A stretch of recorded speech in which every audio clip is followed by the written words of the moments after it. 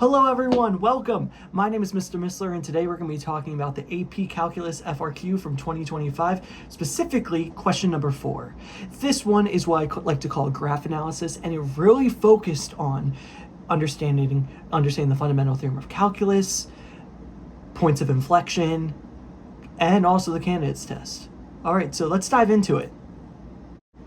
This is what that question looked like. So question number 4, this did pop up on both AB and BC's test. So let's take a look at it and let's read it. The continuous function is defined on the closed interval from -6 to x to 12. The graph of f consisting of 2 semicircles and 1 line segment is shown in the figure. So we are given graph f, and then it says let g be a function defined by g of x is equal to the integral from -6 to x of f of t dt. All right, so just looking at this first off, they want us to find g prime of 8. Okay, notice we're taking the derivative of g. Give a reason for your answer. It wants us to find all values of x on the open interval at which the graph has a point of inflection and give a reason.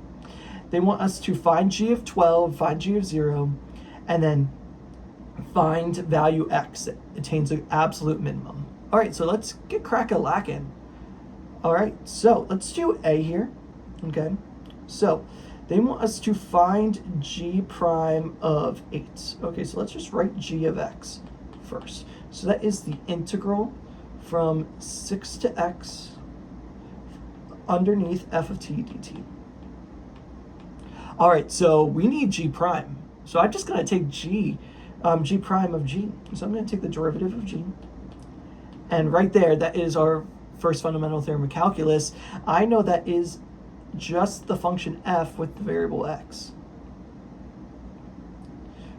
Let me erase that and make sure that's legible.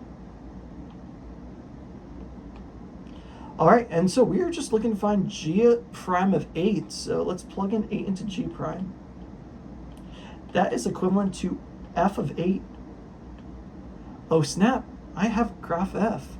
So on 8, our output is 1. So our output is just 1.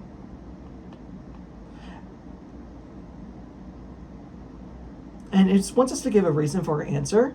I can just state that this is the fundamental theorem of calculus, this step right here.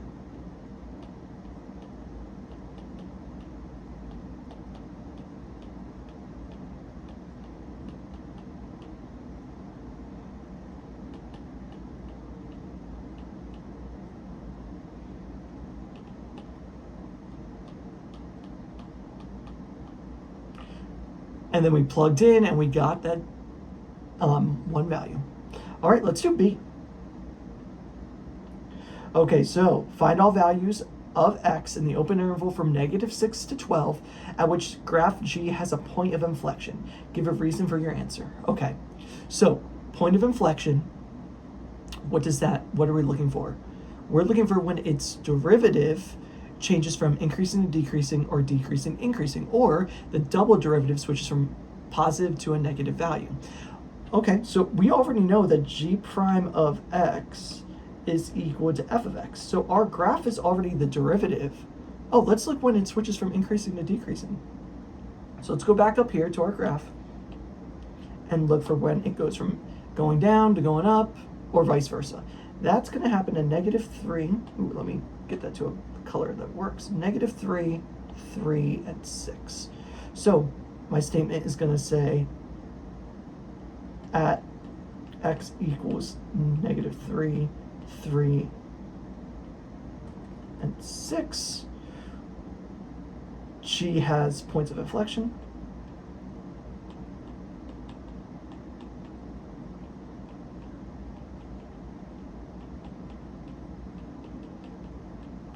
Because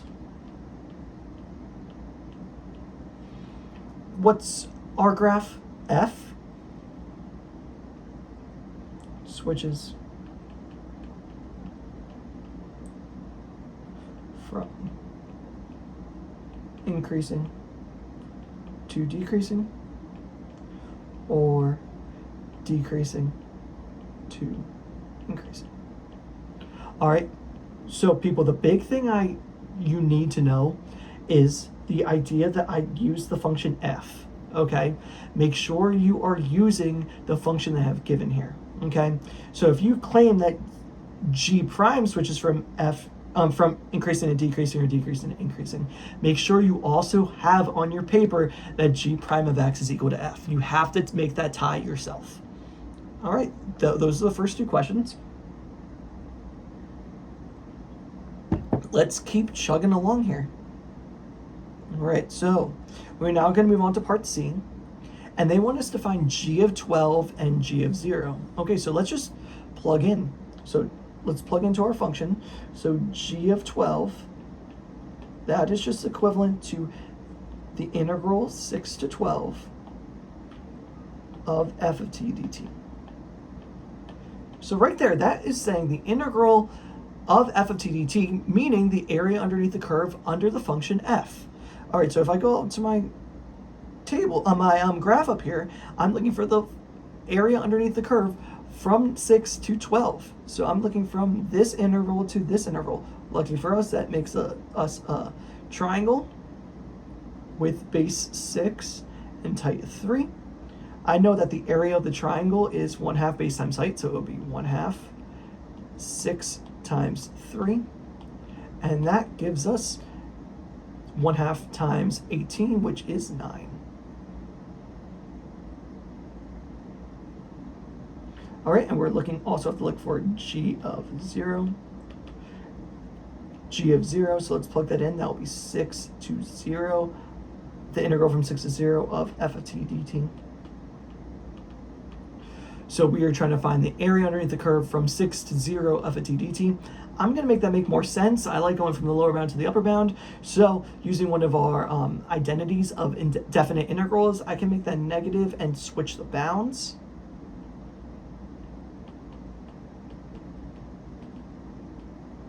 All right, so let's do that. And so we have negative, big parentheses. All right, so we're going from 0 now. So this point to 6. It looks like I have a circle. All right, so we have to remember that the area of a circle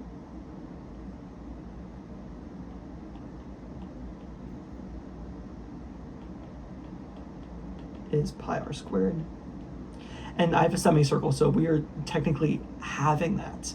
So let's go down here. That's equal to pi r squared, so pi r squared over 2.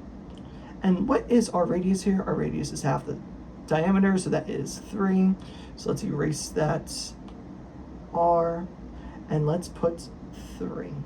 Therefore, our integral would be negative pi 9 over 2. Let's just make that look pretty. Negative 9 pi over 2 is that integral.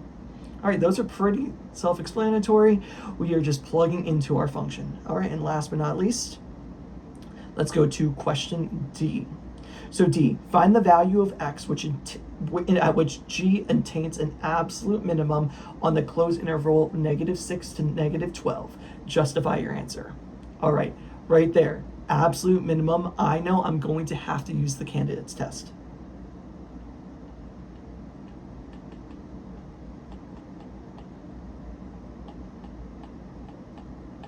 All right, so the candidates test, what the candidates test is testing is saying, hey, what is their absolute or minimum value? Okay, but first we gotta figure out all of our candidates. And how we figure that out, we need to figure out when our derivative, when is g prime of x, or in this case, f of x, equal to 0.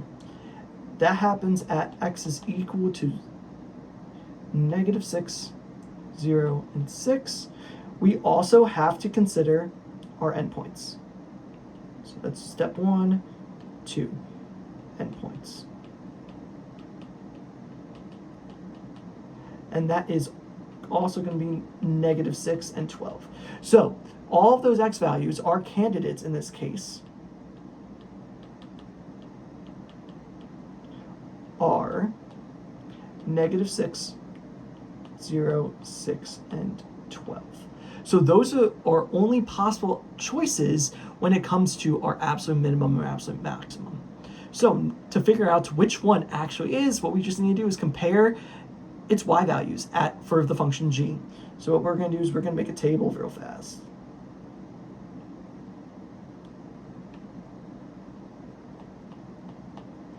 So we're going to start at -6. So that is going to be g of -6, which is equivalent to the integral from 6 to -6 of f of t dt. So let's go up to our graph. We have another weird situation where we have to flip the bounds. So it'll be -6 to 6 of our function, f of t. Notice, it's the exact same semicircle. One is below our x-axis, one's above the x-axis. Those are the exact same area. Therefore, they cancel each other out. Therefore, our integral, our area underneath, is going to be 0. Now, let's look at 0. So we're going to look for g of 0. Lucky for us, we already did find g of 0 in the last problem. In part C, g of 0 we got to be -pi/2. So that is our answer for our integral there for g of 0. Now we are looking for at 6. We are plugging then 6 into our function. That'll be from 6 to, let me make that prettier, from 6 to 6 of f of t dt. Notice that it's just when our bounds are the exact same. There's no area to actually happen. Therefore, that is going to also be 0. And lastly, we're going to look at 12. G of 12 is the answer. We figured that out before. That was 9. Okay, so comparing all those outputs, we have 0, -9pi/2, 0, and 9. We know that our absolute minimum of g is going to be -9pi/2, and that is happening at x equals 0.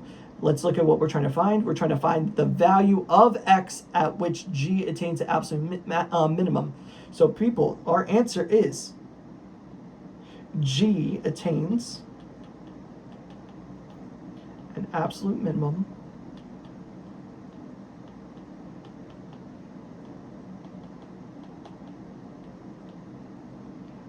at x equals 0. Why? Because of the candidates test.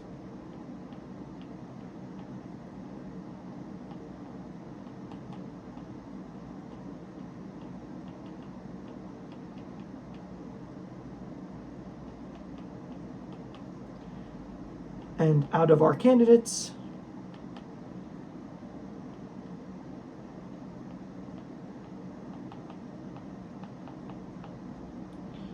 g of 0, which is equal to -9pi/2, is the lowest. All right, that is all of those FRQs done for question number 4. All right, so let's talk about where AP actually gave the points for this question. Okay, so for problem number A, they gave 1 point if you use that g prime of x is equal to f of x. So you needed to write that g prime of x was equal to f of x. Didn't even need to say fundamental theorem of calculus, and they gave you 1 point there. They also gave you 1 point for saying that g prime of 8 is equal to f of 8, which is equal to 1. That was 1 point there.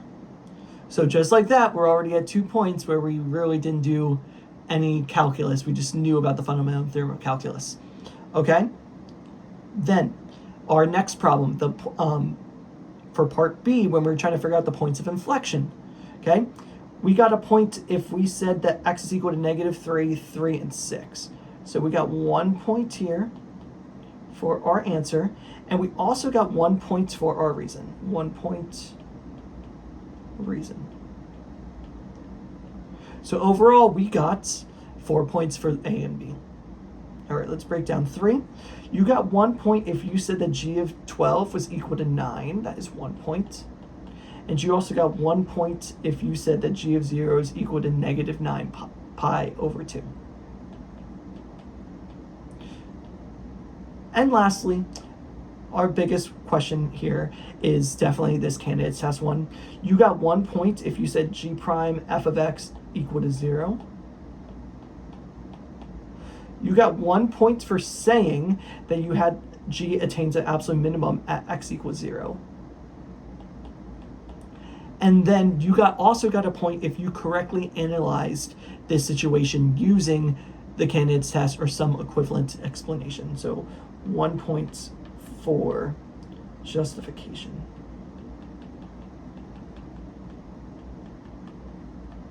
Overall, I feel like they really graded this problem very easily.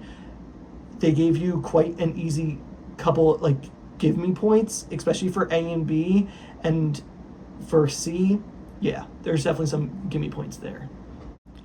That is question number 4 on the 2025 AP Calculus test completed.